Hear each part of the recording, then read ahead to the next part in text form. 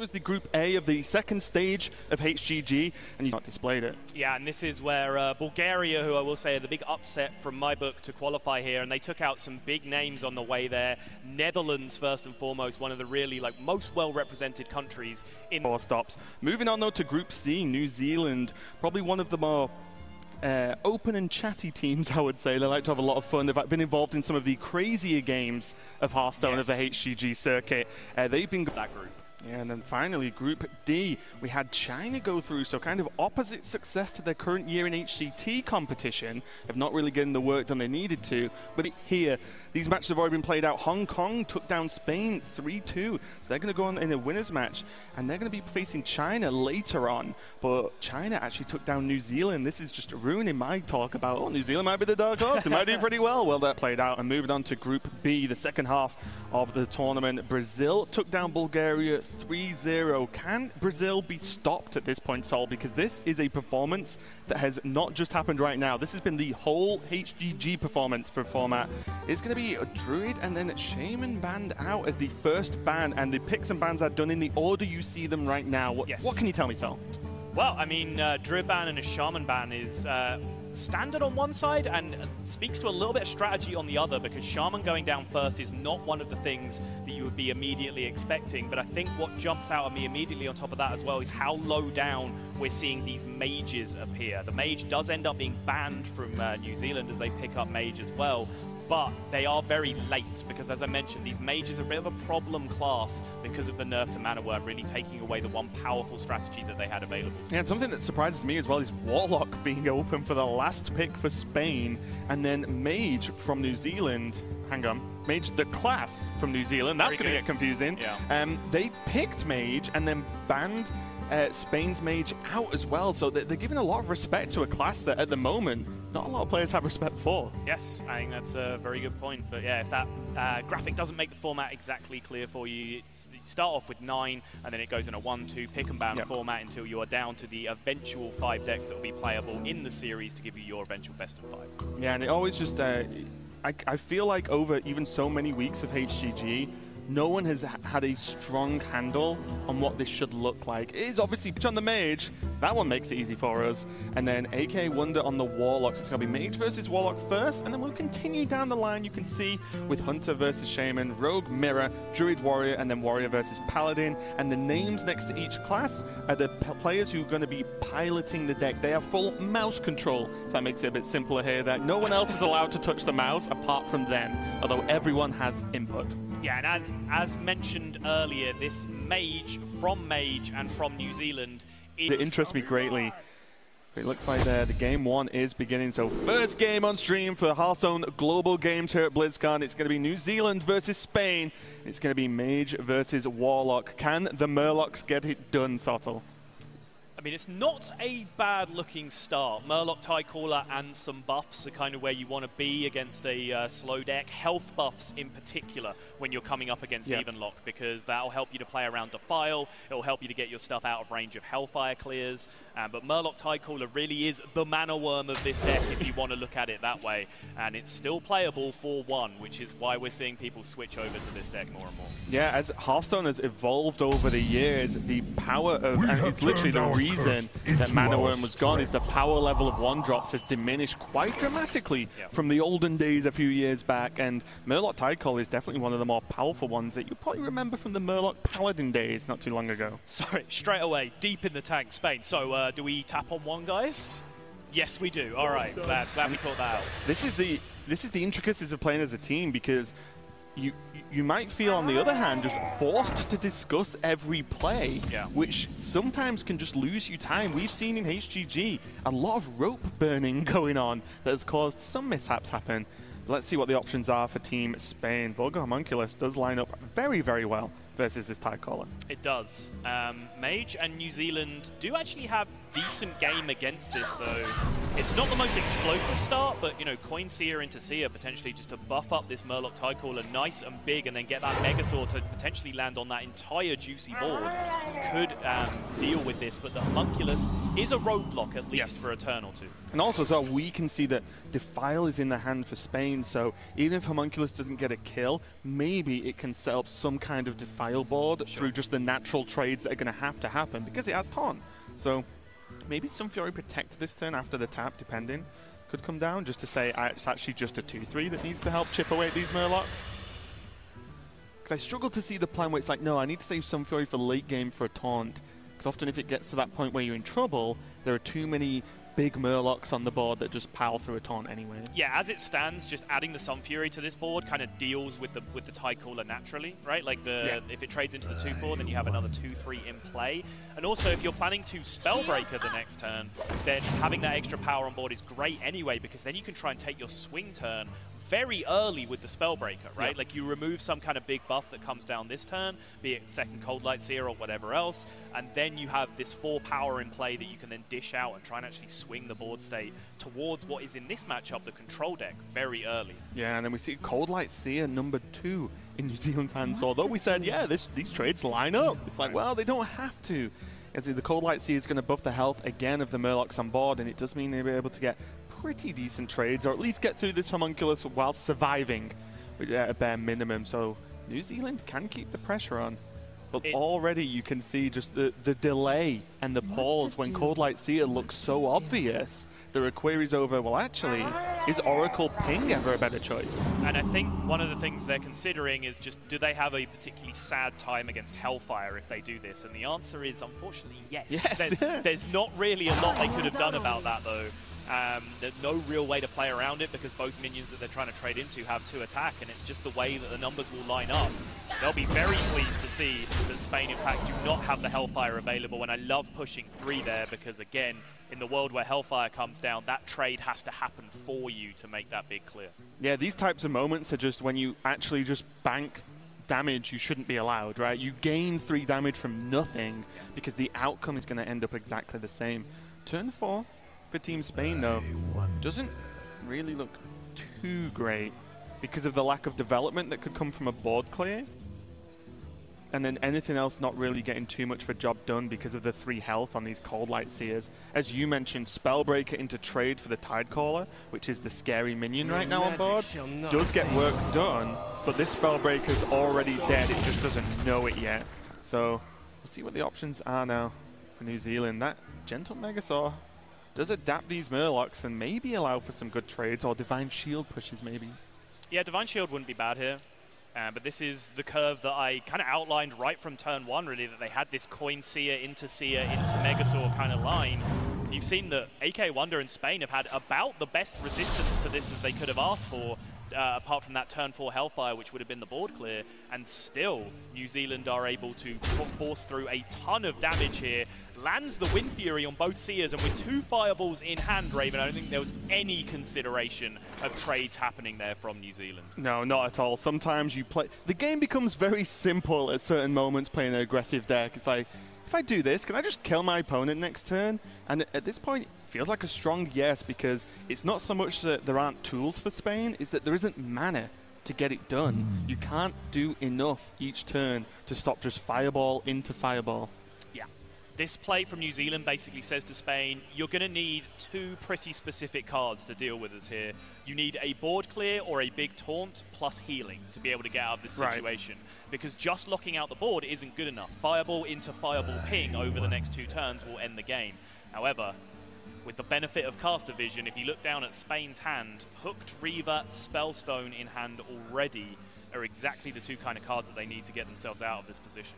It is, and as I said, the mana limitations on Spain, well, they also apply to New Zealand because it means that they can actually, or they can't, should I say, can't just double Fireball in the same turn, right? So need to spread this damage out. They do still have some Murlocs on board, but this Defile's going to get used to clear this off completely.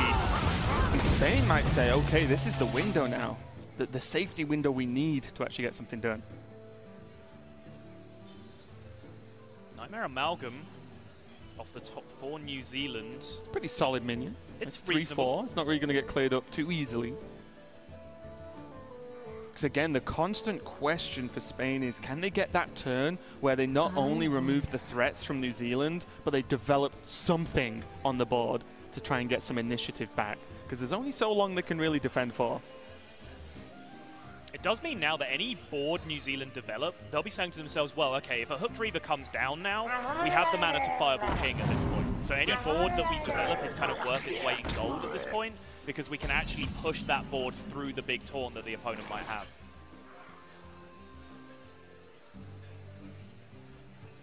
This is definitely hard to navigate from Spain here because Hellfire now, because of that Amalgam, just doesn't do enough. It just actually pushes the same amount of damage not Hellfiring would do as it, the 3 damage to Spain actually just equates to the 2 Murlocs you would kill anyway. And it's why the Amalgam was such a good draw on the previous turn, because there really aren't that many minions in this deck that don't die to Hellfire without some kind of buff landing on them. And with both of the Cold Light Oracles and a Megasaur used in the early turns from New Zealand, any minion being drawn was going to be quite weak and innocuous at this point. Amalgam was about as good as it got. It was, and it's also just a lose-lose situation, I would say, for Spain, because, okay, say they kill a minion or Hellfire and heal somehow, or just play the Spellstone, well, then Oracle makes up a lot of the damage because it buffs other Murlocs with +1 attack anyway. Right. So it means that, well, they kind of just gain the damage you spent your turn removing, and they still have 2 Fireballs. They're still going to just put them to face pretty soon. There is that 7-7. As I mentioned, this is why the board development was so strong on the previous turn. Okay. And now New Zealand do have a long game, but I don't think they'll be quite as excited about that Alaneth as you might think, because their plan A right now is to end the game with these 2 Fireballs. I think that Alaneth has to be a plan B at this point. Yeah, I think the excitement comes from probably, I think New Zealand are going, well, if this doesn't work, if they have it, if they have something that allows them to survive, well, we could just say, right, okay, I'll draw my deck and then beat that. It's a very, very nice plan B. So New Zealand here considering sacking the 1-1 Murloc instead of pinging so that they can develop the Grimscale Oracle instead. Yeah, it looks like that is what they're going to go for. Yeah, small considerations there. Because they could have pinged instead and saved the Murloc, but they still end up with a 1-1 on board and more damage anyway. So it does work out a little bit better in the end. And again, this Amalgam is just horrible. It is a nightmare for Team Spain right now. It's very aptly named. And actually pushing this extra damage, I think, is quite smart from New Zealand, because if a Spellstone was in hand, New Zealand, having kept track of the damage effects that have been used, will know that it's a 5 healing Spellstone. At maximum. At maximum, exactly. So if that comes down here, by pushing through this extra damage, they give themselves a more secure lethal through Spellstone with Fireball Ping and the remaining minion attacks on the next turn. Yeah, I think it's just a very well-played game from New Zealand in the fact that they've gone, there is too many questions for Spain to answer in one turn. I think we just saw as well, there's just a couple of glances over the desk because they are stood opposite each other. From New Zealand towards Spain, yeah, and they're like, quick glance at, to Spain going, do they look happy? Do they look okay? Yeah. Are they worried? If they're worried, then okay, we might go 1-0 up in this series. Yeah, Jack Attack saying to Ting Tong right now, how's your lip reading? Yeah, imagine if they trained. Follow-up question, how's your lip reading in Spanish? Well, that's going deep. Yeah. There's a lot of prep for this tournament, but that is going to be the end of game number 1. AK Wonder and Team Spain tried to defend against the Murloc onslaught of Murloc Mage, but it wasn't going to be enough. And Team New Zealand take game number 1. I'm liking Murloc Mage. You're so is going to be rocking this one as we get into game number 2 of New Zealand versus Spain. Jack Attack on the Hunter, and that was a pretty hefty mulligan, throwing away that candle shot, and quite rightly so. It's guess what? 1 damage 3 times doesn't do much against Shudderwock Shaman. Spain's opening hand though, Keleseth, Earthshock, and the Glacial Shard. Pretty much as strong as it gets in terms of an opening to compete against the deck that they're up against. Just to cover some of the tech options or the flex cards, New Zealand are going with a charged Devilsaur in kind of the floating beast spot in terms of their Hunter decks. So it's where you sometimes see a High Mane, it's where you sometimes even now see Swamp King Dread, I approve that one, actually. That's got the Raven seal of approval as far as I'm concerned. But we're going to see the tracking, and this is a bit of a tough call, to be completely honest, because 2 of these cards you don't naturally assume assume are good versus Shudderwock, although Flanking Strike does have a lot of value because of early game Life Drinkers, Saronite Chain Gangs, and it does allow you, even though it's just a 3-3, to be able to push some damage. Charged Devil Soul's nice, but not nice enough. You really want that from Katharina. Yeah, I mean, whenever you get one of those big beasts in your tracking pool, it always feels bad not to take it, because whether you take it or not, it's gone, right? It's not coming out of the Katharina pool anymore. It's not a Stitch Tracker. Yeah, exactly. So sometimes you kind of get this mentality where, well, I want to use that card at some point in this game, but it's just not a strong card when played from hand most of the time. Speaking of cards, though, I do like Sandbinder. It's a card that was in the earlier versions of Shudderwock, then kind of fell out of favor a little bit, but I really like the power of you either draw Grumble with it or you draw Glacial Shard, which, yes, may not be the Grumble power level, but it is got a high power level in itself of just stalling out some of the more aggressive decks. And although Death Rattle Hunter might not be truly classed as an aggressive deck, it does just stop high amounts of damage coming in, as they're normally 5/5s you're looking at trying to deal with. Oh, and there's King Crush as well. I don't think there's any going to be bursty kills happening from New Zealand anytime soon. There is not. There's a Witchwood Grizzly in hand as well, so New Zealand are getting very close to that position where Katharina can just end up being an 8-mana 6/6. Yeah, Team New Zealand will just be hoping they just don't see another Grizzly the rest of this game, because you really just, even if Katharina doesn't Death Rattle into a beast, you want at least the first one. If it's the first one, then it's good enough, because then you can maybe mess around with the cube, because even cubing Katharinas isn't that bad, because it creates 6/6s on the board. Like, those are just powerful enough to win games, but you need something to come out from her. Yeah, that's the key to Katharina in a lot of matchups, really, is that it just puts so much stats onto the board in one go that your opponent can't deal with it, so you get to cube the residual minion on the next turn. Right? It almost doesn't matter what it is, it's such a huge pile of stats that you generate afterwards anyway. Hey, if you get into the dream world and that ends up being King Crush, then fine, you know, we'll take it, but it doesn't have to be to win a lot of matchups. This, I think, for Team Spain is a very tough turn. Maybe a little bit less tough now. Because they had options. They have Earthshot, they have Glacial Shard, but Glacial Shard versus Shore is limited because you know the minions you play get Rush anyway, which kind of negates the Shore not being able to attack. I think this is a good middle ground and doesn't commit too many strong answers, as Earthshock is often just too powerful against a cube specifically, or a Katharina if you think there's beasts left. Yeah, and this Keleseth buff is huge on this Saronite Chain Gang as well, because playing a Saronite into a Shore, normally you're just going to get gobbled up. You're gobbled up by Flanking Strike on its own. It's just perfect to deal with 2/2/3 Chain Gangs. But the fact this is a 3/4 means Flanking Strike isn't that impressive. Spider Bomb actually doesn't do a great deal either, because the Shore can't really pick up a value trade first to then allow the Spider Bomb to 2-for-1 afterwards. And also, it's dangerous as well. You just saw New Zealand hover the Spider Bomb, but if you run Spider Bomb in and it kills the same one you went into, the Shore doesn't even kill the one that's left, right? Very awkward timing. And not enough mana to get, say, the Keleseth down as well to just make that trade clean and leave Shore alive. This is a risky play from New Zealand, but they have to get something done. They did hit the Chain Gang they wanted to, but it does come at the cost of Houndmaster Shore, and now giving a Shudderwock Shaman a free initiative turn with no pressure on board for the Hunter is going to be a little bit risky as far as I'm concerned. We can see is another Chain Gang, Sandbinder to draw. Just get Mana Tide down maybe with a hero power. A lot of these options are great because Hunter is not the best at answering annoying minions like Mana Tide. It's very true. Eaglehorn Bow, very much a card reserved for a secret package deck at this point, so being able to come onto the board and answer key minions from the opponent is not where they excelled, as you mentioned. But New Zealand were looking for a free turn of their own very soon, so for Delta and for Spain, they might be better served just playing stats, just so that you know, New Zealand can't use that relinquished pressure just to have a free turn of their own. Yeah, that's the fear, right? Because you have answers, but you would rather not have to answer the issues such as cube. Just don't give them anything to cube, I think is the better result. And they seem to agree they're going for Saronite Chain Gang, which is buffed by Keleseth for the second time.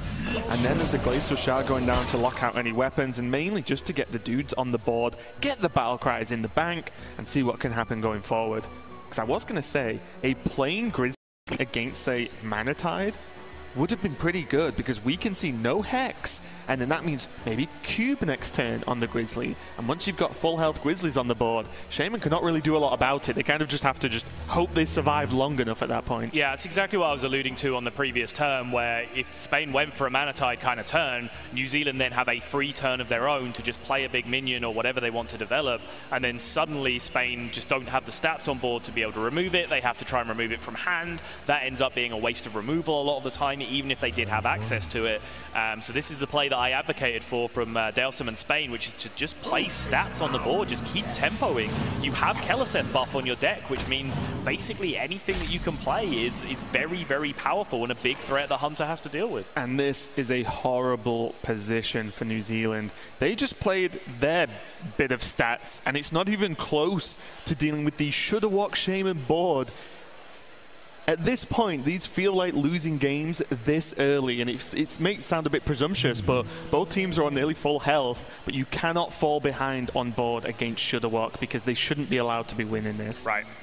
And now with the board advantage that they do have, now Spain can start to think about that Mana Tide play, that far sight to try and cycle through some of the deck if they need to.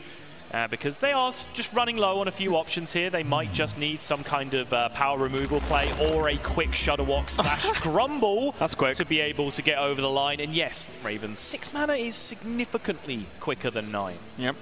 I will say as well, with one of the card draw options, I wouldn't mind the Ooze being paired. Yeah, it looks like Spain agree. Because you don't care about kind of candle shot in this matchup. Get 4/4s on the board and just continue this pressure. You might just win with beatdown at this point. Spain can play Shudderwock next turn and summon, what, how many? 2 more 6/6s? Yep. So there'll be 3 6/6s on the board. Glacial Shard would have gone off to freeze something as well. Yep. I think we might just see a snap Shudderwock this turn. Are you feeling it, Sol? And they get to ooze this weapon anyway. Yeah, because the Ooze Battle Cry goes off. Okay, real talk. Are you walking? I think I would, because you've seen how bad their hand is. And you're going into the turn 7 and 8. 7's a weak turn for Hunter. And if they get Katharina out, well, they're dead by then because Hunter can't beat 3 6/6s. They don't have the removal. It's fair. There's a chance that Sandbinder gets them the Grumble at this point, right? So if they were to spend this turn perhaps playing the Sandbinder, get the Grumble in their hand just to kind of shrink that gap, right? If they have their Shudderwock turn, and if that Shudderwock turn doesn't end up winning the game, let's say New Zealand do have like Hunter's Mark answers to be able to relieve some of the pressure, then at least any remaining Shudderwocks on the board can be grumbled back on the following turn to set up the infinite win condition later. I think they still win. The best response is Hunter's Mark Deathstalker Rexar. It kills 1 6/6. I mean, they could have double Hunter's Mark, yes, but I'm not. I agree, I wouldn't But they play can't around. play at the same turn. No, right. Which is a big deal, right? Oh, 7/7s because of Keleseth, I forgot. That's true. Yeah. And the freeze went on the Grizzly as well. Oh, there's a mind control tech. That's definitely not the worst card in the world to draw. Takes a 7/7, but what about the rest is my question, Sol. And a good question it is.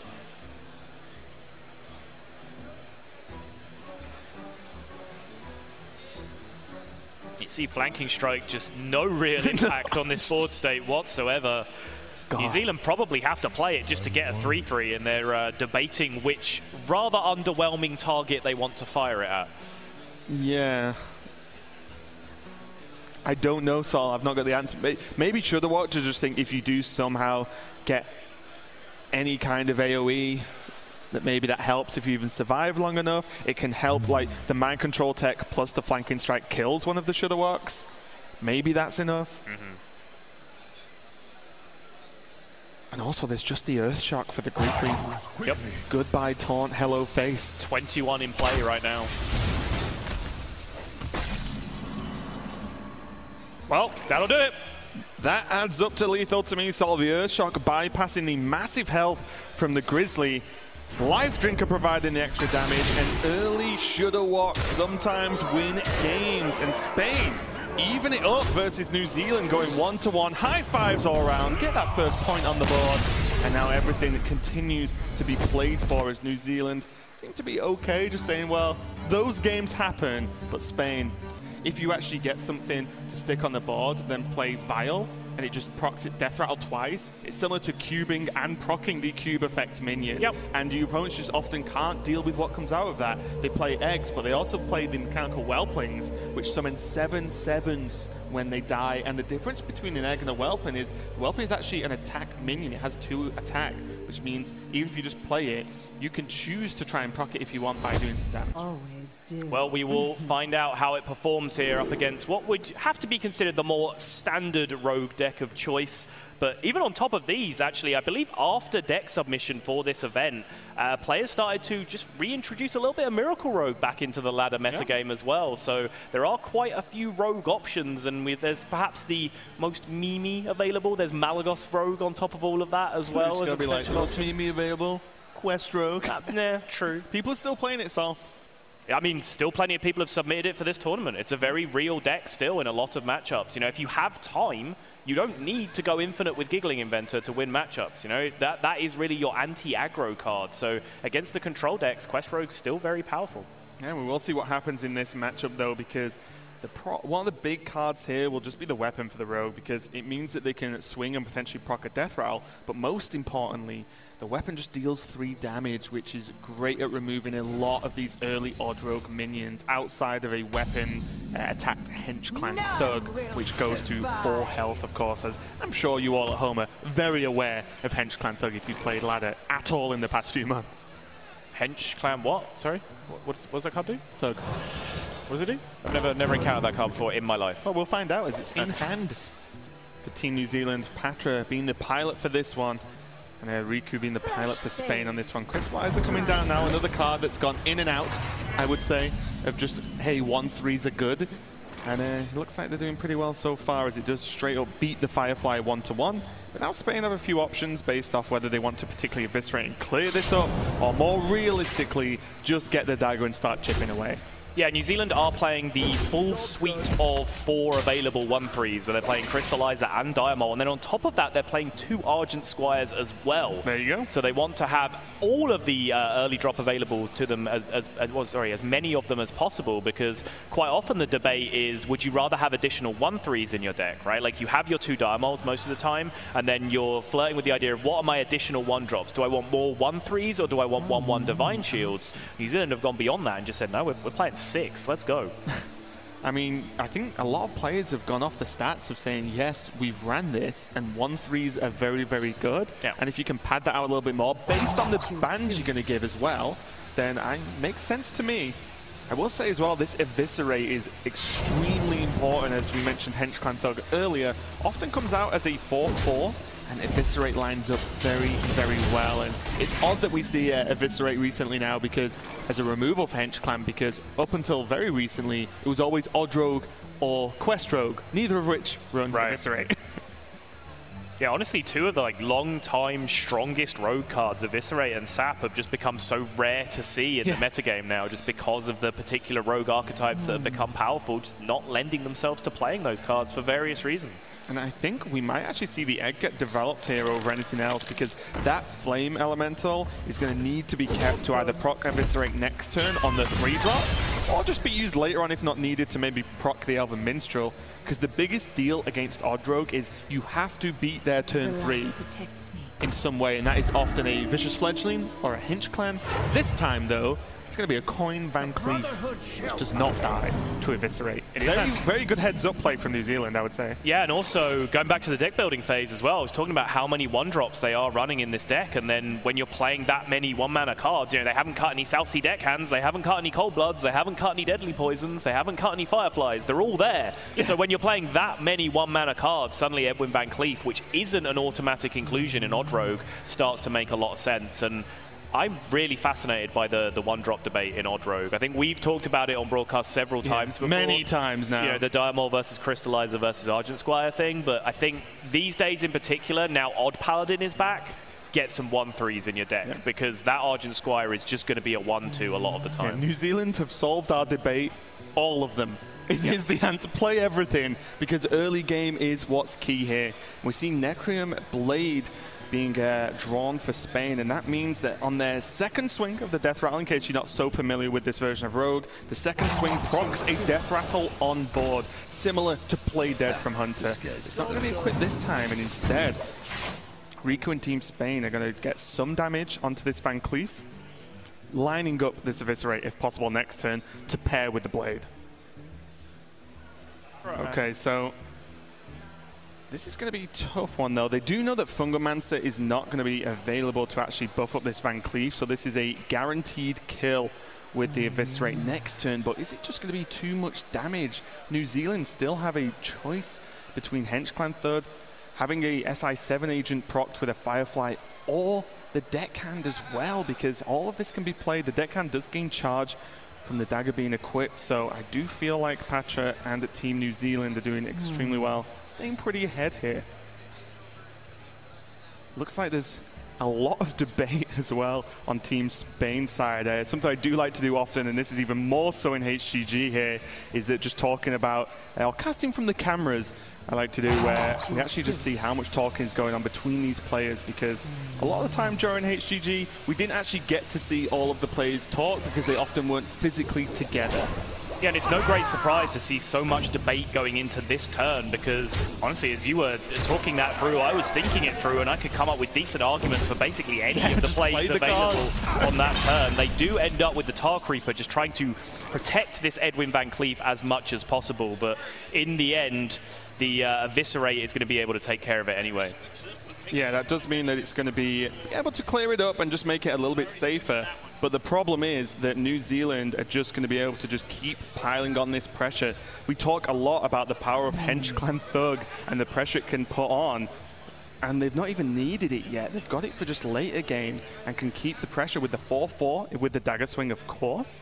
And then there's still Firefly, there's still SI7 agent to pile on some extra damage. Riku does have that Cavern Shiny Finder to be able to draw another Necrium Blade, but it's just not really needed. It's not really enough. And as a 3-1, it's extremely easy to be able to clear up, and it also can't even be paired with the Elven Minstrel to help draw some better answers to the situation they've got versus New Zealand right now. It looks like Spain is struggling. I talked a little bit earlier that the rope does come into play in this format, because not only are you dealing with your own thought patterns and decisions in game, you're dealing with 3 other players that have all of their own thoughts. Maybe they've decided to say, oh, well, actually, I won't make a play until you guys or someone else has signed it off, so to speak. Okay, so Hydra Squire, maybe at this point there's a few too many 1-drops available, as there's effectively 3 in the hand, but still having SI7 agent for an easy clear on that 1-2, or to be honest for me, hero power and just get the Henchclan Thug down finally. You've just seen Eviscerate, and that means that this Thug is pretty much uncontested, or very likely to be uncontested at least.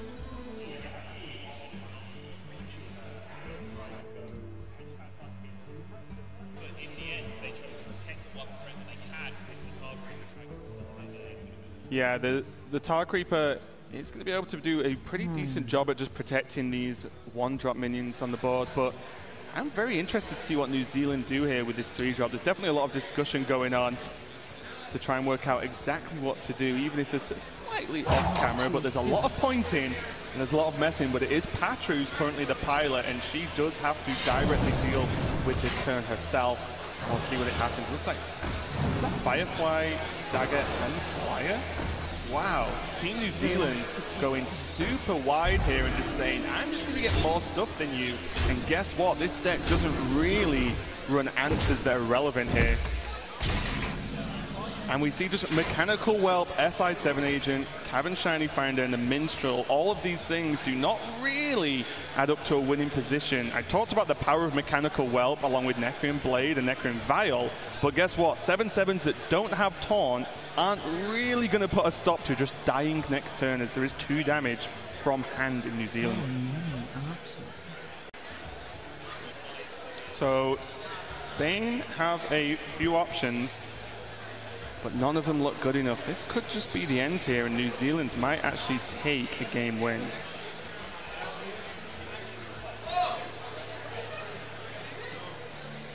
Looks like they are going for the Cavern Can we find a... Just put the SI7 agent to clear off some of this.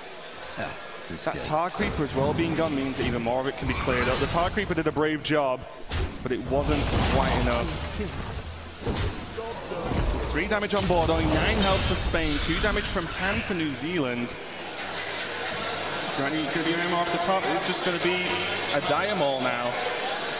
And that's not really going to be enough to push it. There is still just 2 damage. You can still, maybe Team New Zealand now need to go for more of a removal option, as all of Spain's minions are just frankly bigger and can actually get more damage done overall.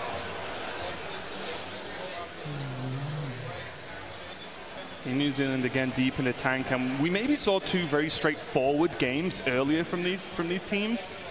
And the games went relatively quick in terms of turn time, but now we can see it slow down a little bit, see a few more ropes than we've seen already in this tournament. But where is this going to go? This is critical mass here. Is New Zealand just going to push face damage and just say, we're just going to dagger them in the face, worst case scenario? Or are they going to start trying to remove some stuff? The 3-1, very easy to get rid of, even with just an Argent Squire that's already on board. But the Diamol doesn't do much to help, even with just 9 health left of Spain.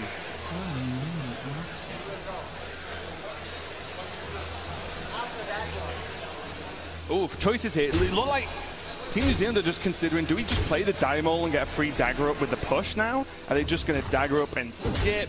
And it looks like they might even hold everything. They're not going to play the Diamol. I think any other card they could possibly draw is an activator for SI7 agent. So they put Spain to 4 health. Necreum Vial, well, guess what? There are no death rattles that create taunt minions in the deck. So this might just be the end. I don't even think they can draw anything because of the mana cost in the hand for Spain. Necreum Vial, Minstrel. Yes, you could draw some more cards, but no mana left to actually play anything. And it looks like Riku at 97, along with his teammate Spain, are just not going to be able to get it done. Are they just going to face tank this and get it out? See what they draw? There once was a man from Gilneas. Foulspine Slayer and Leroy. Well, they're a little bit far away from Leroy finishing up the game. And there's going to be New Zealand go 2-1 up over Spain. But all focused faces across the board there, as this is a... One specifically was talking very highly of their team's psychologist, who has actually helped them out a lot during global games in multiple ways, and pretty much said they would not be here if it wasn't for her. Yeah. He didn't actually give me a name, so I apologize about that, but there's the shout out, because he spoke very highly. Yeah, I don't have her name either, but I do know she's of a very high pedigree. I believe she was actually the team psychologist for the Spain national women's basketball team as well before working with them. So really she's just, trying to monitor the way they communicate with each other, monitoring their mindset, trying to make sure they're in the right competitive place to be able to function at the highest level on a stage, on a high pressure environment like this. And as you mentioned, AK Wonder basically gives all of the credit over to her at this point. Yeah, and this is going to be important as well, because if there's ever a point where your mental state is tested, it's when you are 1 loss away from being knocked out of the huge finals of the tournament you've been working for months to get to. And that's what's going to happen if New Zealand take this win with the Druid. New Zealand will move on to the lower stage of their group. But Spain will unfortunately go, well, not literally go home, we say this a lot, but they will stay around BlizzCon, enjoy the show. That's, I guess, the silver lining. We are at the best convention in the world. They will be escorted out of the building immediately. No, bags are already been packed. No BlizzCon for losers. Oh, wow. I'm glad I am here, Ben. I kid, of course. Okay, well, let's get to it. Jack and Boom. Has a pretty slow hand, as most Odd Warrior decks do. It's just going to be a lot of reactive play and trying to just hold out versus the potential extreme damage that can come out from this Malygos Druid. Yeah, you pretty much have one job in this matchup as the Warrior, and that's to press the button wherever possible. We're actually playing some games backstage on Ladder when we're just getting ready for this, and we're talking about how much different it is to know which Druid deck you're playing against, right? Because if you're playing against Mali Druid and you know that tank up is everything. You know that that's your key to winning the game, as long as you have answers for a couple of key minions in Lich King and Malygos and whatever else. When you queue this matchup on Ladder, you have no idea if your Druid opponent is playing Togwaggle, in which case you have to do the opposite. Armor means nothing. You have to play your minions and curve out and actually try and pressure them. Or just concede. That's also viable too. That's the real play. Yeah. But yeah, and we see Dr. Boom being drawn, and that was a question I was going to ask you. A matchup where Dr. Boom probably just doesn't even see the play, because the guaranteed armor up trumps the multiple different hero powers you can get, one of which is Blast Shield, which means that you do gain 7 armor, but that isn't reliable enough, at least in my opinion. You literally want to go max armor as possible in this game. Yeah, the net loss on armor isn't huge, you know, in terms of 1 every X you get the 7 armor hero power coming up, but sometimes you do need that consistent gain, right? Because you can't wait 4 or 5 turns to gain 7, because that allows your opponent to set up 2-turn kills in the gaps where they know that you don't have the armor gain. Actually not bad, just as a playable minion and thing to do, because we talked a lot about you just armor up. You also can't just armor up if it's being negated by a Tyrant on board, because then your hero powers spend mana, do nothing at that point. So we might see the hatchling come down just to get some work done. There's options for Shield Slam as well, but I think that's a bit too crazy just to deal with a 4-4. Yeah, I want to go back to New Zealand's previous turn as well, where they had to spend the turn branching paths card drawing, which is normally a sign that things aren't really going to plan as the Mali Druid. Of course, a lot of intermediate players will think, well, you want to cycle through your deck and find your combo as rapidly as possible. Actually, the most successful Mali Druid hands are the ones that rely purely on Ultimate Infestation to draw cards, right? So branching paths can just be used to gain armor, just to get it out of your hand a lot of the time, or use it to buff minions to just push through an extra little bit of attack here and there. Using it to draw cards is usually a sign that you're a little bit desperate for missing pieces, which in New Zealand's case here was the ramp that they ended up picking up with the Wild Growth. They've been playing a very honest game here, and that's not what Druid is about. Right, and one of the frustrations here is this hand, actually, when you look at the exact makeup of it, is quite difficult to get rid of. Normally you see a lot of Druid players just flush out their hand before turn 10 if they have UI available, so they could just refill it safely, not overdraw any key cards like Malagos. And we see now just Faceless going down and saying, okay, well, this gets stuff out of my hand. I need to be able to empty it, because these swipes probably aren't going anywhere. All this Moonfire. I love this already, because already in this position in the game, you can see that Spain were already up to 12 armor. That's only going to get bigger and bigger and bigger with a 3-6 taunt in the way. So New Zealand recognize they need some kind of minion pressure to keep this armor gain under check. It's no good just them now ramping up towards a UI and trying to end the game with Malagos burn combos, because by the time they get there, the Warrior's just going to be at 60, 70, 80 health with the tank ups. So Ting Tong and New Zealand just make the board play here, which I think is very, very smart for them to do. Yeah, and quite difficult to commit to when it just doesn't happen that often, right? It's not your general win condition with this deck. So it definitely shows just a level of knowledge where you do have to adapt based on certain matchups.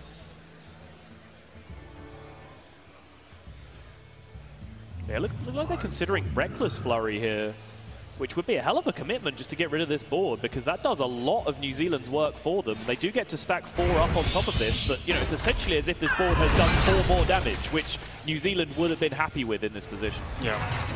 Look at this as well, moving on to the later portions of the game, and just 4 armor for Team Spain. It's really not what you're looking for. There's been a lot of pressure coming out of New Zealand somehow, and now this Nourish, indeed, Sol, this Nourish is bridging the gap, I would say, as to what they need to do. And look at this, a very typical play actually in Druid, one we were talking about I think yesterday or the day before, of the turn 9 Wild Growth, just to get stuff out of your hand. Yep, just play it to play it. That Nourish was everything, not only because it naturally ramped them to 10 mana, as we saw the Wild Growth wasn't necessary, they just want it out of their hands so they can freely cast Ultimate Infestation without overdrawing. And to that end, the Nourish also let them get other cards out of their hand, discounting the Arcane Tyrant to 0 on that turn.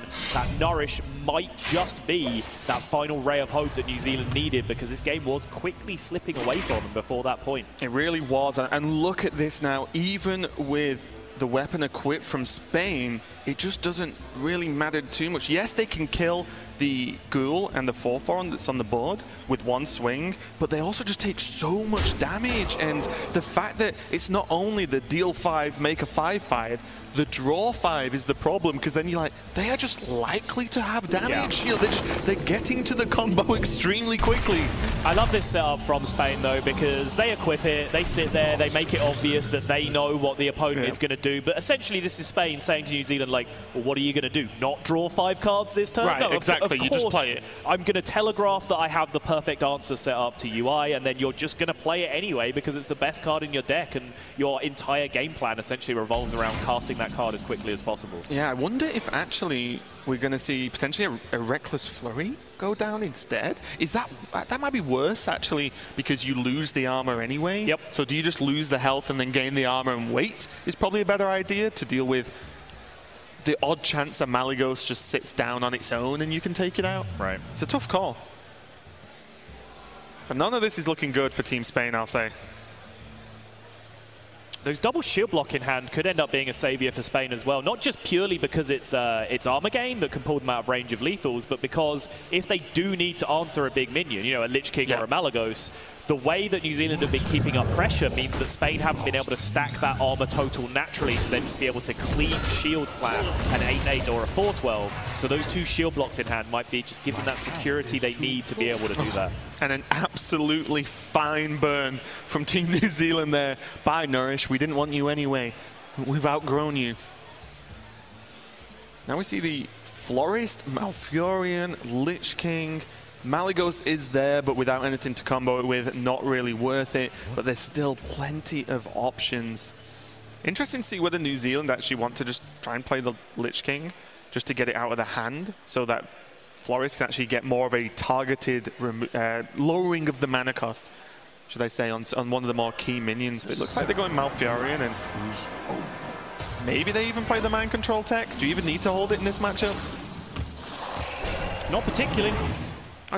Or just deal 3 anyway. Who needs a 3-3 when your hero deals 3? That was going to be my counter argument, is that 3-3 going to deal more damage consistently than just swinging that damage down towards the face that you have guaranteed anyway? And I think the argument says that if you can deal damage for free in this matchup, then do so. The 3-3 can always come down later. Just make sure you're pushing that 3 every turn where you can with the Malfurion hero power. Yep, I like it. As long as New Zealand, which I'm sure they have considered when they can get rid of it, because you don't want Florist to hit it, right? You don't want a 0 mana 3-3 to just throw out there for no reason. Right. You really want it to target that Malygos.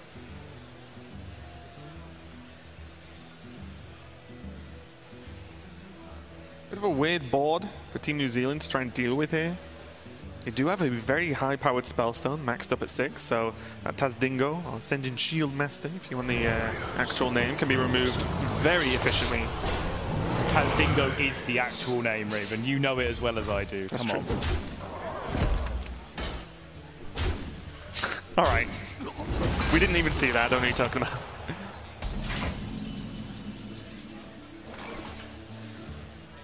Now Lich King down, picks up Army of the Dead with Mali and Dream Petal Florist already in hand. You sometimes just make those swing for the fences play when matchups are slipping away from you with an Army of the Dead, but it's not really what New Zealand are going to be looking for in this matchup now, the way things have been going. Yeah, I don't think it's worth it, and I don't think New Zealand care that much about trying to go crazy. I think they're in a strong enough position. But what's going to be difficult, and I feel like positions like this with Mali Druid, and a lot that maybe Tog as well, is that the second you swap your plan slightly, you can lose the game. You need to have a very strict plan, know it's the correct one, and then execute it. All of which gets more difficult when, as you can see, you are in-depth conversation with your 3 teammates trying to work out what that plan even should be. Because I believe, especially with a deck like Mali, multiple people have different ways to play it out, and there's not a particularly correct and wrong way to do it a lot of the time. This is a nice swing turn, though, from Spain. That big game Hunter inclusion does take care of the Lich King. Super Collider swings the board state.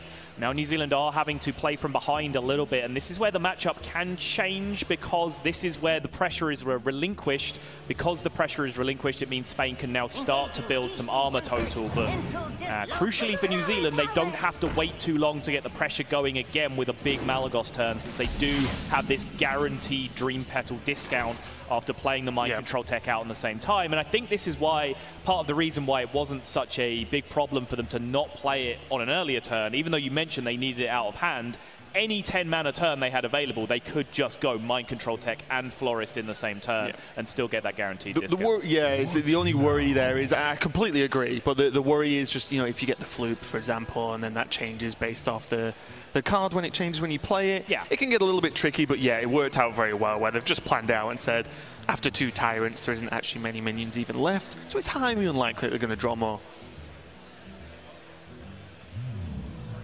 Still, Team Spain have stacked up 13 armor now, so that, they're in a much sturdier position than they were. But can they really just keep going? Because they're just under constant pressure, which feels weird coming from the Mali Druid deck. Yes, these Tyrants have a lot to answer for as far as Team Spain are concerned. Spain know that they don't have too much left to answer except the straight-up health total. Is that a Dr. Boom I see? Apparently it is.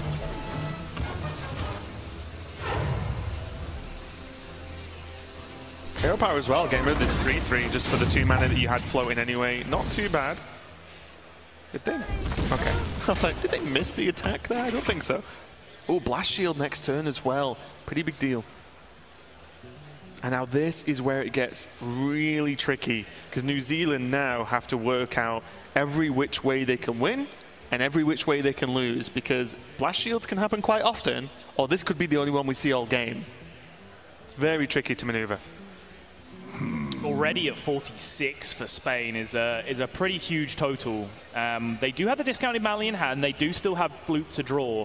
So the plus 10 damage Malagos combo is very possible, but still no Twig to really max that out in terms of damage and potentially add a UI on top of it afterwards as well. So for now, their damage output is looking like it's started to become limited about the amount against the amount of armor that Spain can generate. How often does waiting for fatigue come into this matchup as the Mali Druid?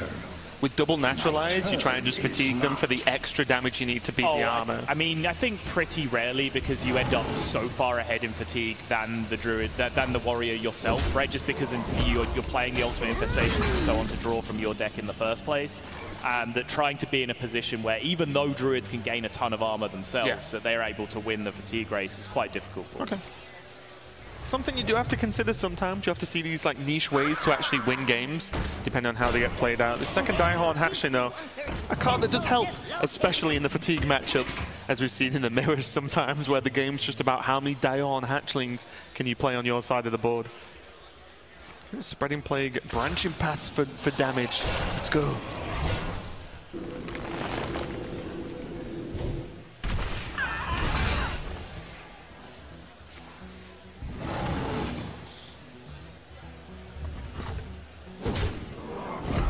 Chipping away with this Malfurion for 3 is a nice heads-up call because of how early they activated it.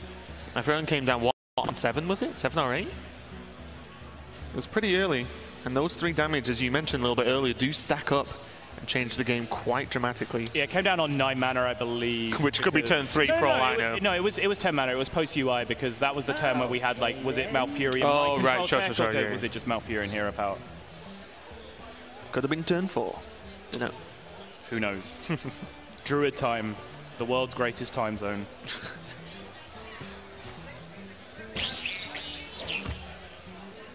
These 1/1s are going to be able to help clear up one of these Spreading Plague beetles.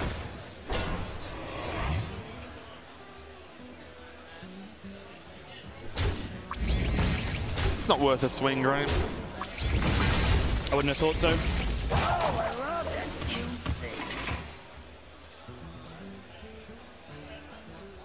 I feel like the window is getting progressively more closed versus New Zealand right now, as they've run out of steam and they've not got anything to actually go big with the Mali combo. They don't have both Moonfires, they do have the double swipes, but no way to get there, and this Mali's never living.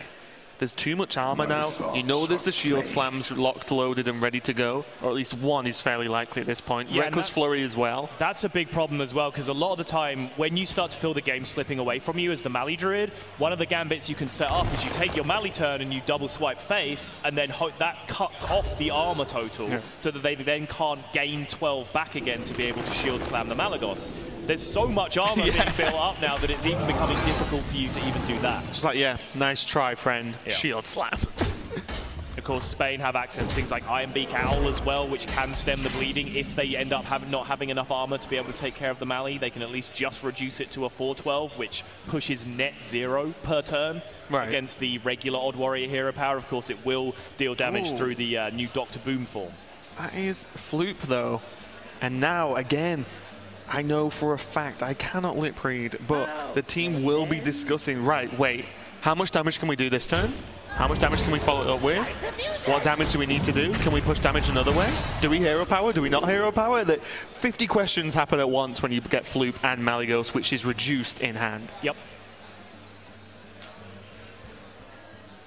Problem with the Floop, when you have like the full discounted Mali combo, like when you have Mali, double swipe, double moonfire available to you, the Floop combinations don't really add much damage on top of that, right? Because you're using all of your combo of all damage spells anyway. It's not like you can then go like Floop UI on the following turn for extra damage.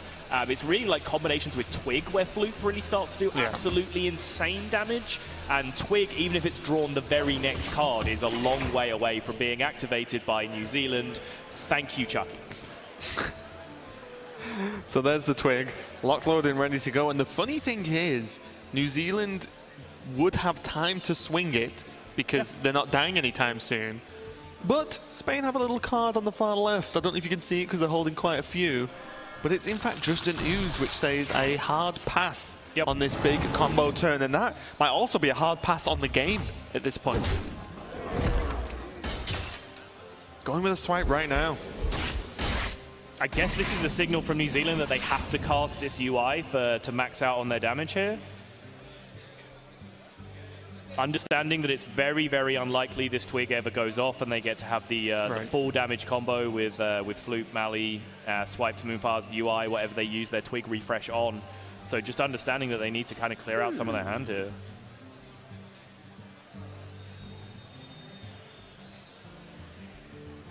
Team Spain just burn the lease. Have a pretty large hand to get the game and job done anyway. But they just need to make sure they don't slip. But it's hard to when you've got an ooze to just beat Twig late game as well. This Twig literally just dealt 1 damage and cost 4 mana this game.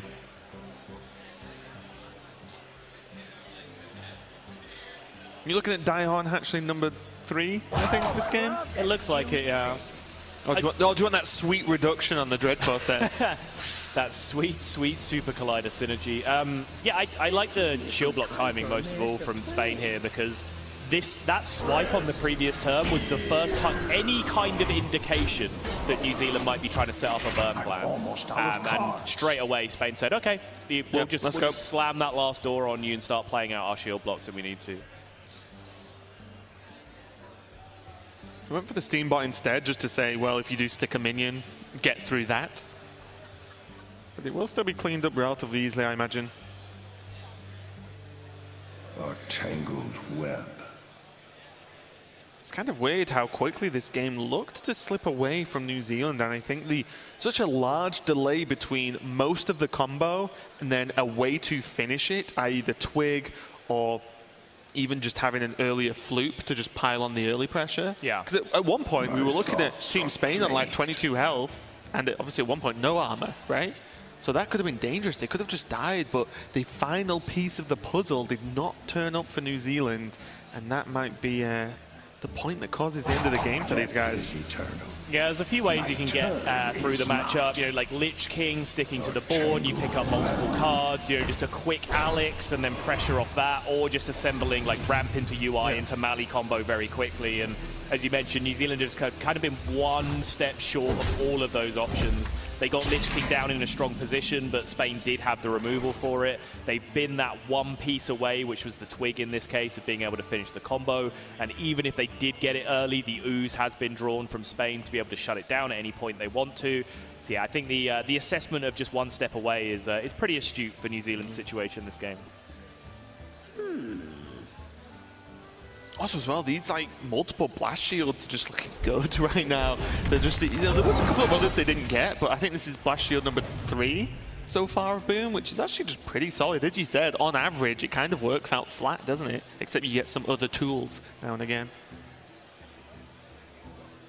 One shield slam used there to kill off the Matriarch, but again, it just has to be an assumption from Team New Zealand that there's Shield Slam #2, there's Reckless Flurry, that guess what, if there's double Mali get played and you don't die, who cares if you have armor or not anymore, as long as there's enough to clear the Malis, well then you win, because there's no way to actually deal any further burst damage and finish up the game. I don't mind this as well. You float in the mana, and also there's no Spreading Plagues left.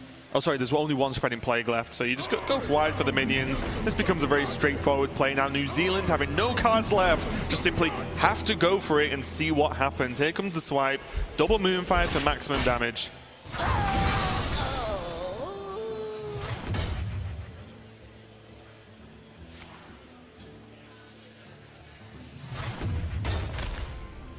Always surprises me the amount of damage that comes out from turns like that. Yep.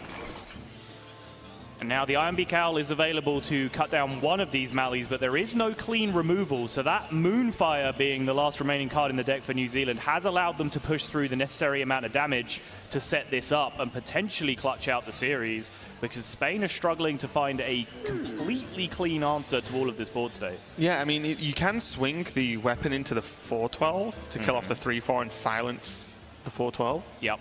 And put a Diehole Matriarch in the way of any more face damage, for example? I think so. Yeah. Because also as well, as all that Spain have to do now is just survive a couple of turns, because UI will just kill New Zealand very soon. So they need to cast it extremely soon and just be able to deal with one more 5-5. Okay, they're going for this way.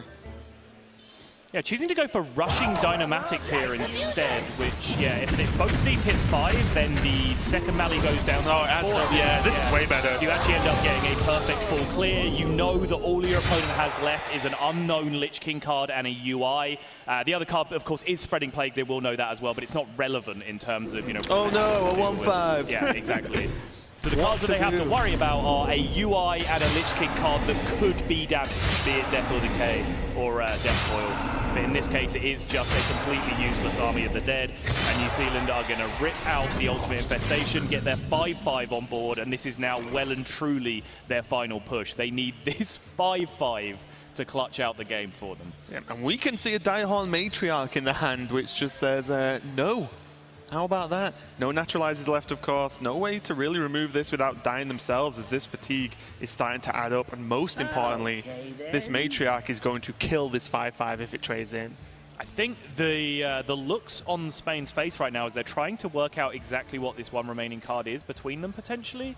I think someone just asked, so there's a shake of the head, like, yeah, I'm not sure what it is. And then there's options as to which Lich King card they can potentially play around as well, right? Because things like Obliterate could take care of the Diehole Matriarch and then push damage, even though that's an enormous amount of damage to take yourself when you're fatiguing for this much. Right. But I think Death Coil as well can be a problem, just to push face. I think no matter what conclusion that you come to, Diehole Matriarch and Zola just ends up being the play anyway. And yeah, there is the solution after a marathon of a game number 4. It is all square, 2-2 now. Spain picking up the victory and disallowing New Zealand from taking the easy way through. They're going to have to do it in the full 5-game series if they're going to make it through. It really would. Can still hang around to check out the rest of the tournament. Everything else that's going on here at BlizzCon, as there are many, many things happening for the next 2 days.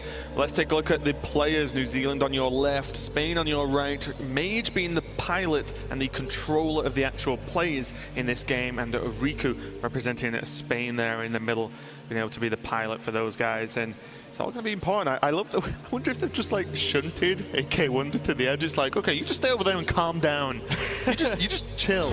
We'll be fine, promise, as we go into the final game of the series. New Zealand versus Spain. It all comes down to this one. It's Warrior versus Paladin. And let's see what happens. Both teams not with the most crazy opening hand, I would say, pre-Mulligan. No, Divine Favor is a power card in the matchup for sure. It's very hard for Odd Warrior to just play cards out of their hand to play around Divine Favor a lot of the time. But it's not necessarily something you need to keep in your opening hand, because it's more important to get that consistent start going a lot of the time and push through damage. Because quite honestly, in my opinion, when you get to the position in the game where you're emptying your hand as the Paladin and then you cast the Divine Favor, you're already in Warrior country at that point, right? Like you're across the border. Exactly. You're reaching turn 7, turn 8, that kind of position where the Warrior can really start take control of the matchup. It really is, because again, you start to look at this, and it seems very strange for both ways, because cards like Ziliax are still just a problem, because if they beat down armor, it heals, and it still requires multiple attacks to go through. Yeah. So see what happens here. The mulligan, the Divine Favor was kept, and then there's Firefly, and then the Raid Leader, along with that Hero Power, of course, always present with the odd Paladin deck. Whereas New Zealand, not looking too hot, at least for the immediate early game. Shield block, not too bad to just cycle through and skip through some of the deck. Oof, good hammer. Yep.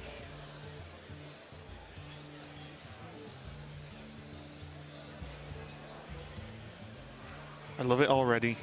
It's like Dalesome in the background really leading the conversation on this opening, and I think that this is just long-term planning here in terms of what does our curve look like over the multiple turns to come, not just considering whether they play Firefly on one.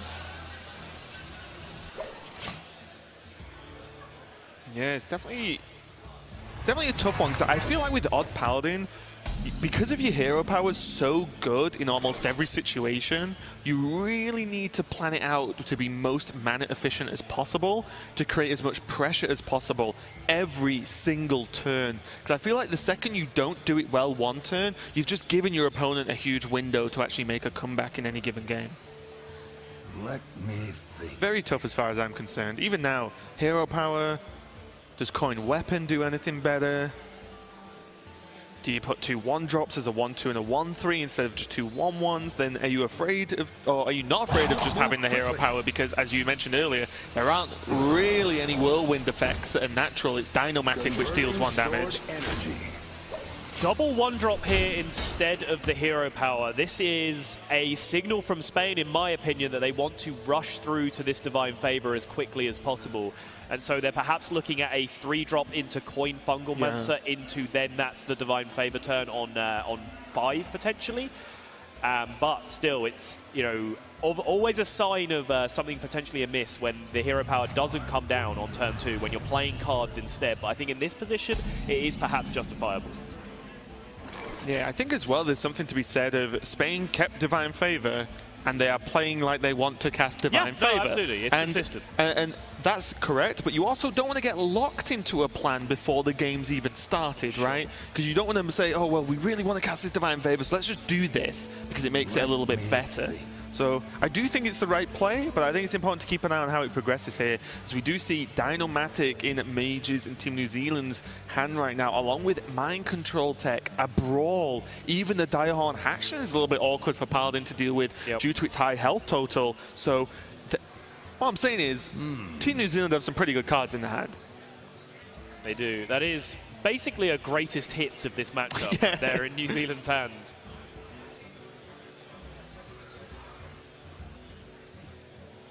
Again, this is just 100% planning out turns.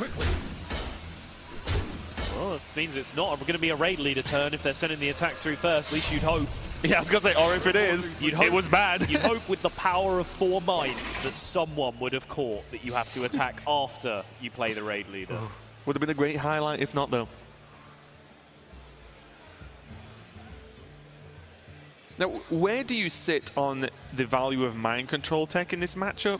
Do you want to wait till something's come down, or do you want to get ahead with just saying, you get -1 token, I get +1 token, and a 3/3? So I think it's like, I think hand context is huge. I think if you don't have a Brawl, if you don't have a Reckless Flurry, you should try and be a little bit greedier and use it against their level up turn, right? Exactly, so like the power of the swing becomes a lot more powerful. But since New Zealand have the security to say, hey, if you have your level up turn, I can just Direhorn Hatchling in the way of it. I can Brawl it if I need to. Right. Dynomatic clears. I'm not necessarily going to be playing Mind Control tech on that turn anyway, so I'm just going to make the swing happen here.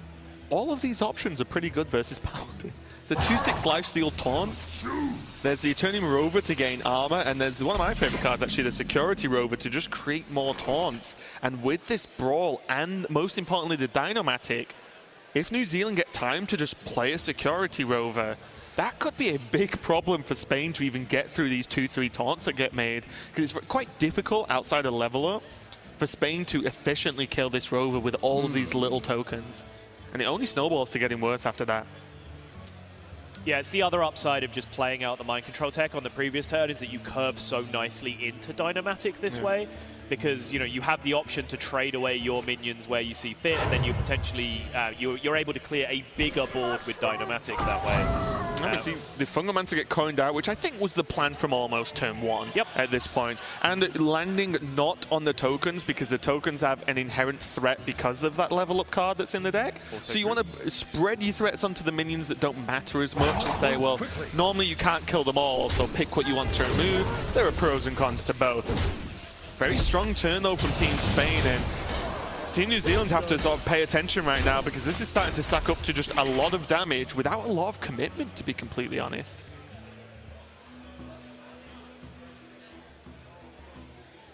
Comes to Dynomatic on turn 5, but with a 3-5 on the board. Ooh, never mind. That was absolutely perfect. It's a mech. Oh, yeah, that's a good point. That's a how good the play. card works. It is, yeah. They didn't play around Dynomatic. What? I always forget that when I have another. I feel like it doesn't hit my own minions when I play Dynomatic every time, and it'll hit one. I'm like, oh yeah, it's mechs, not enemy minions.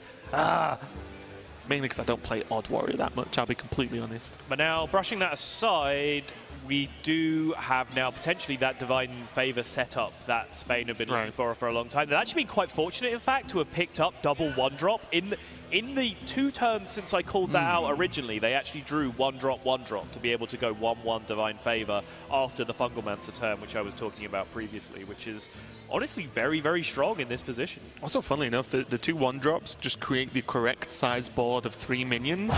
So playing around Brawl, is it going to be Reckless Flurried? Probably not, because one's a 3-5 for a start.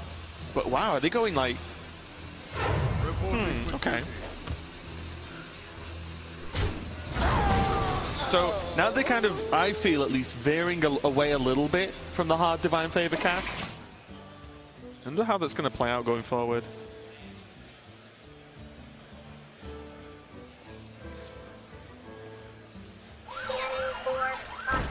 The Security Rover being played mainly because it's 5 health means that there isn't a clean trade available on board, which means 2/2/3 taunts get summoned before that dies on paper. In theory, yes. But we can see a Blessing of Might, of course, that can put paid to that plan. They only deal with 1/2/3 taunt, but even that's a bit of a pain. Do they? They just send it all to the dome, as Mr. Admirable would say. I think you then give your opponent a little bit too much control over the situation, because the 2-5 into a 2-2 raid leader and summon a 2-3 taunt is just an incredible trade for New Zealand to be able to This hurts, though. It really does. That's just a good card right now. Yeah, don't get me wrong, this was not pleasant in any way, but losing your raid leader and then having to deal with the same situation next turn anyway, you'll probably just end up worse off. Sure. I can see it. I always do consider just the face play when there's Leroy in hand, though. I will say that. It's always something to think about. Well, the board's been effectively remade to most extents, as Spain be able to just press that button, as always, generate the 2 1-1s, and... Okay, Corridor Creeper is committed this turn, and again, maybe just a nod to saying, well, let's just keep empty in the hand.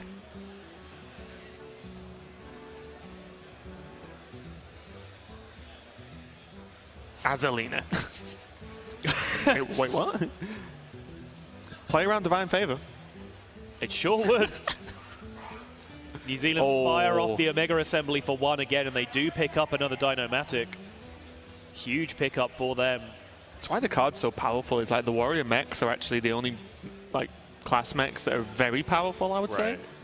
Because we can see a Paladin mech on the board, but it's not that much better than a 1-3, a natural 1-3, right? Sure. Or Tribeless, should I say. And New Zealand choosing to just reduce the overall power of this board without committing to a card like Brawl. Also, it softens up a good chunk of the board for potentially this Dynomatic going forward. Nice. +1 attack on the Maul, though.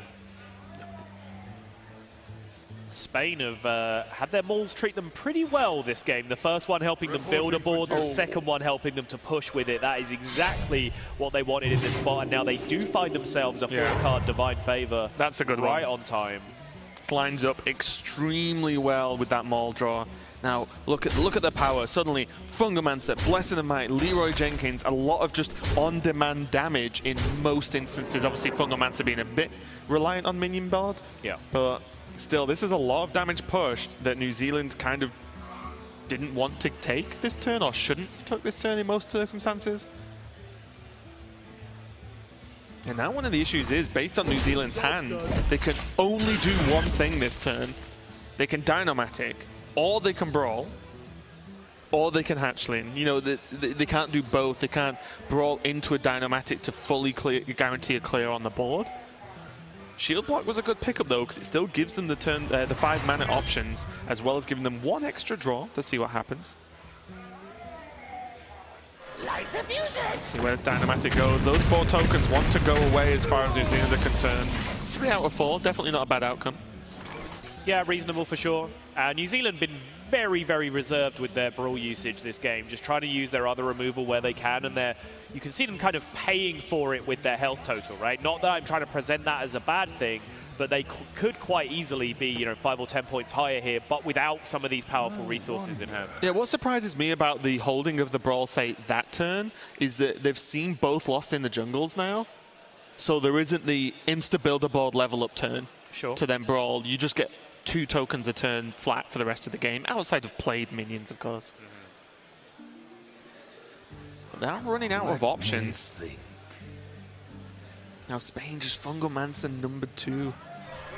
His minions just won't die. It's just 16. Get him.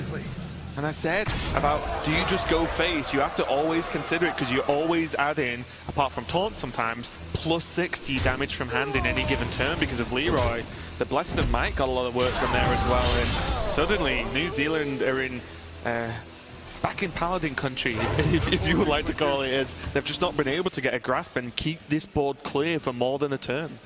This is interesting, by the way, the summoning of the 2 additional 1/1s. I think Spain perhaps give credit to New Zealand for not having Brawl. Right, because they dodged it. Because of how greedy they've been with it. Those 2 1/1s did just create an outcome where the big board swing could come out. Imagine if this was a significantly bigger minion and not one of those tokens that didn't have to be summoned on the previous turn from Spain. Yeah, I mean, they committed on the corridor creep, right? It was 8 attack in that minion alone, and I think we saw Dalesome just wince when there was the 1/1 left over, and I think there might have been a bit of, oh, we made that happen to a certain extent. We really did not need to press that button. Maybe Phantom Militia's the pick here, just for some overall, just build a board of your own, even though it's not the tokens you're after. It could get some help done, maybe even if you play it this turn. I think tokens are probably okay, actually. Just press the hero power.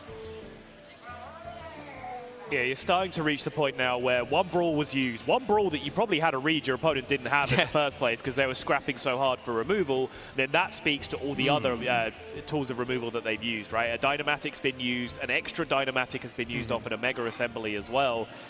So it's probably time for Spain to just giddy up and go in as hard as they can this thing. Okay. Now they're asking the question, with these Dynomatics to a certain extent gone, can you even kill this Leroy? As we mentioned earlier, this is not Warrior with Whirlwinds. They don't have it. It's pretty much reliant on a reckless flurry draw, but double Direhorn Hatchling is pretty good as far as I'm concerned, Sol. Do you think there's ever a thought of the Owl double trade into Leroy? I think I just like the double Direhorn a bit more. Because you can continue to gain armor from the Rover. You get a value trade off the Rover that way.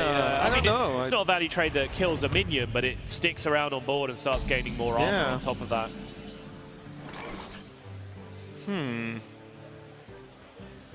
Does it mean that they can stagger their taunts?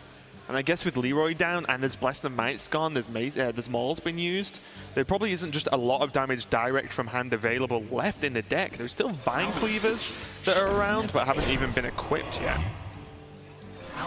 Spain playing 2 Vine Cleavers. There's still a Void Ripper for some shenanigans, but outside of that, we've seen pretty much most of the deck at this point. In terms of burst damage, at least. And now with this Phantom Militia, New Zealand are probably thinking, oh, that's more tokens that we don't want to deal with, and maybe we need a Reckless Flurry now. The positive is that Reckless Flurry does deal with the Phantom Militia health. They aren't just outside the range, so one armor up, even if they're starting from scratch, one tank up, one Reckless Flurry does clear off this board.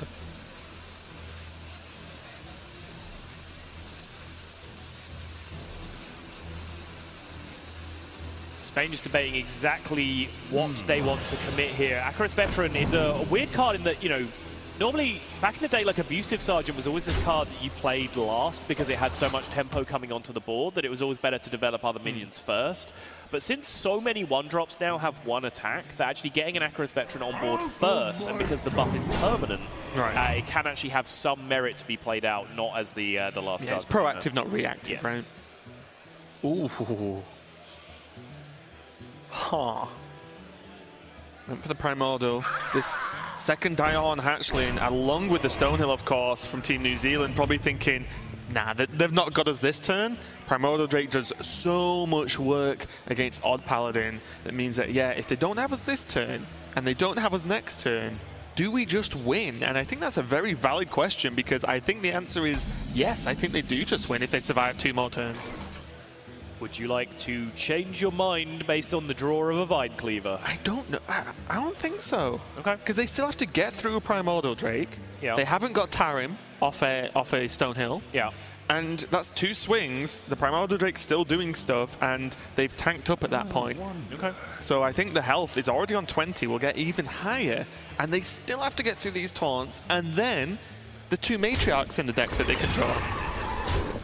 There are also, I believe, still 2 level ups in Spain's deck that they can draw, which in combination with the Vine Cleaver will be huge with no, you know, mass AoE removal currently for New Zealand. So that'll be the last gambit because the Lost in the Jungles are gone. So there's no hero power Lost in the Jungle level up, which is still 4 tokens, very powerful.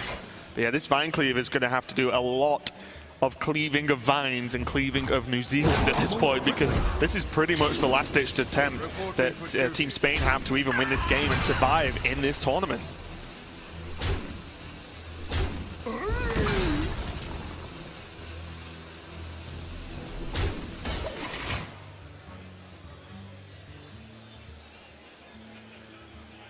Oh, Eternium Rover as well, not bad. I just want to point out, Spain, be it by design or not, actually played very nicely around Primordial Drake this turn. Like, this still looks like a great Primordial Drake, don't get me wrong, but the fact that they left a 2-3 in play and then didn't trade their Divine Shield was actually about as well positioned as they could have been. Yeah, I was going to say, it could have been worse is the point, right? Could have been a lot worse. This Rover, though, yes, you make your 1/1s, friend. Second Vine Cleaver. More of an insurance policy at this point, because there are still 2 whole swings of this one. And I believe, if I'm not mistaken, although I'll double check. Oh, there is no weapon. Oh, sorry, there is an ooze left in Spain's deck. They didn't ooze earlier, right? I'm not going crazy. New Zealand's deck, you mean? Sorry, New Zealand's deck.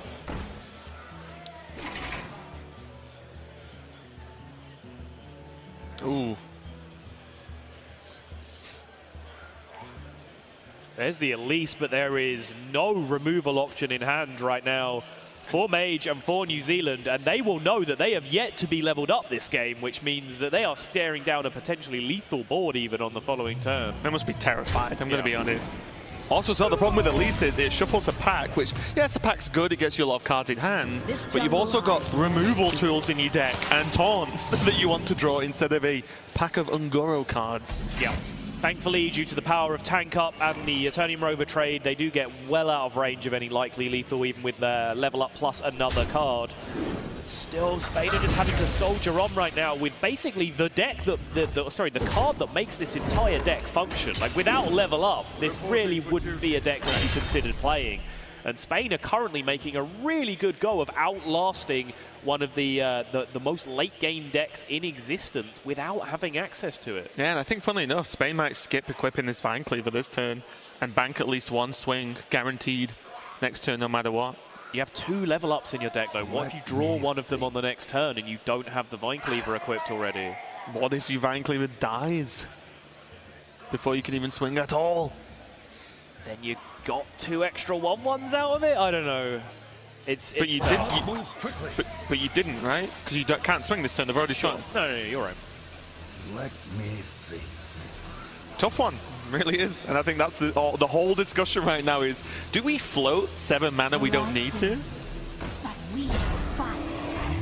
I don't like this. I personally think I'm equipping the Vine Cleaver here because, like, I don't know exactly how many cards are left. We don't have the info on screen, but the Warrior has drawn so many fewer cards than you have, right? Because you've cast Divine Favor this game. You have 2 level ups in your deck. They have 1 ooze. As the aggro deck, I'm down to take risks here and just play to the level up top deck. Oh, it's actually not a bad turn. Wait, do they want to take 9? Probably have to, right? The Void Ripper and the Vine Cleaver. Trade the 2/1 and the weapon in. Take 8, sorry, because they attacked him first. Apologies.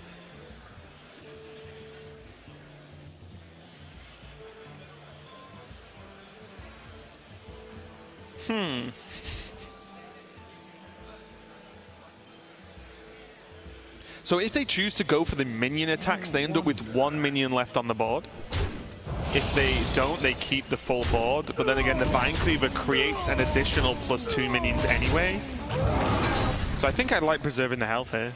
And by the way, since we debated this so heavily on the previous turn, if this Vine Cleaver was equipped on the turn before, you have enough mana this turn to then hero power as well. Yeah. So not equipping it on the previous turn, not only does it not play to a level up top deck on the turn immediately afterwards, it also plays worse into level up top decks for the preceding turns that come afterwards, right? You actually cut yourself back on 1/1s over the course of the game. Definitely true.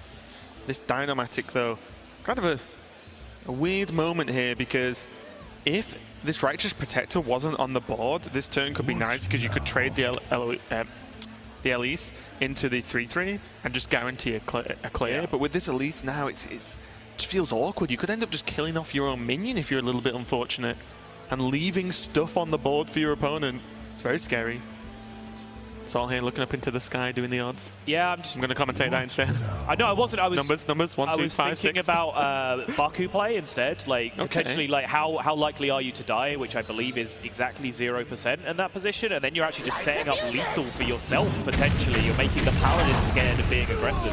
Okay. I think the fear is that it doesn't directly set up lethal for the following turn, so if they then do it, they don't really prevent Riku and Spain from going really wide on the board following that. And they miss 4 armor. Then they are dead to level up for sure, but level up just does not want to come for Spain this game. It's pretty incredible, to be honest. This is just Baku Wars now. Yeah.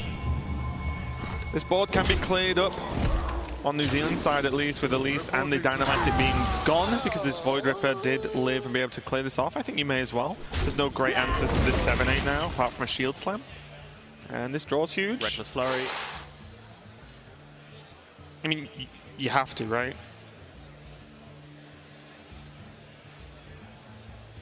If you're playing Baku this turn, I think you really had to consider playing Baku last turn, because it's a very similar spot to what you were in, and that 1 card of difference might have come back to bite New Zealand in this spot.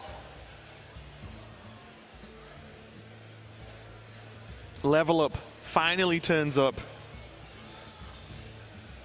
Quite rightly so, as I believe there's like 3 cards left or something in at Team Spain's deck. Maybe a couple more, but certainly not many.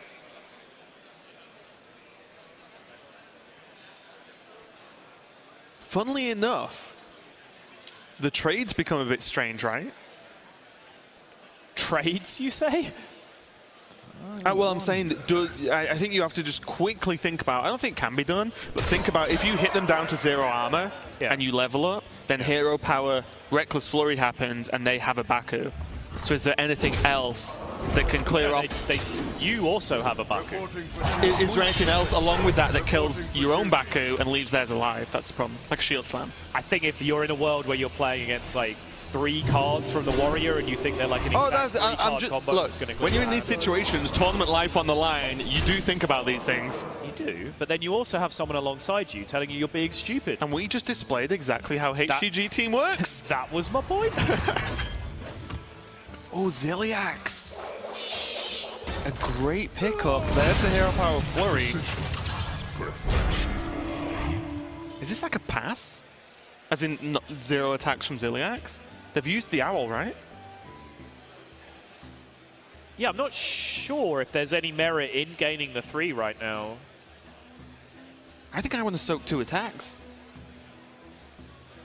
If I was on New Zealand, I would not want them to soak 2 attacks. Yeah. And look at the level of conversation between Team Spain. Delson's like what's going on? What's there happening? They were back-to-back 2 level ups in a row, and actually rewinding. I think the one turn where Baku wasn't played, and then the turn after where Baku was played, and I kind of called out like what was the difference between those 2 turns. Actually, the one card draw in between there was the Reckless Flurry. And I said when you play the Baku the first time, your opponent goes really wide, and then you can't answer that, you're not setting up lethal. New Zealand drew the Reckless Flurry, and I think that was their trigger point to then say, okay, now we can go for the Baku, because all they can do against this is just spread wide, and then we have our AoE turn, and then we end the game. Okay, this next draw could just decide the game at this point. Extremely close with both players on extremely low health. And that is just lethal. The Super Collider is going to clear off the 3-3s, get rid of those taunts, and Baku is going to go to face for one of these teams, and New Zealand survive at the Hearthstone Global Games on their first match on stage. A 3-2 victory for New Zealand over Spain. I just want to point out, like, judge from the player cam reactions there, which of those teams were actually victorious. I think both are